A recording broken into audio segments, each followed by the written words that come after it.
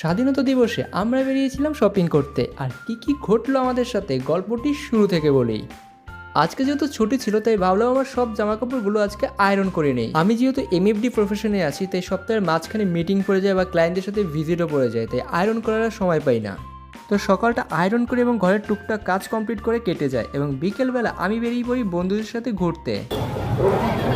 তুইও কর। না করবো না, আমি তো প্রথম দিয়ে আসছি। হাতিবাগান এসে শুনি আমার বন্ধুরা নাকি কিছু শপিং করবে, তাই ওদের সাথে ঢুকে পড়ি স্টাইল বাজারে। তুই কিনে দিবি? আমি অনেক কিছু কিনে ফেলেছি। যদি আর কিছু ভালো লাগে তাহলে আমি 1000 টাকা নিয়ে এসেছি। তুই কিছু কিনে দিবি? না দিয়েই চলে গেল। স্টাইল বাজারের ব্রাঞ্চটা হাতিবাগানে ওপেন হওয়ার পর থেকে আমি এখানে আগে কখনো আসিনি, তাই একটু ঘুরে ঘুরে দেখছিলাম কি কালেকশন আছে। এখানে শার্টের কালেকশনগুলো আমার তো খুবই ভালো লেগেছিলো, প্রাইসও যেরকম ঠিকঠাক এবং কোয়ালিটিও খুবই ভালো ছিল। এরপর আমি প্যান্টের কালেকশনগুলো দেখছিলাম, এগুলো অ্যাভারেজ ছিল কিন্তু শার্টেরগুলো বেস্ট ছিল।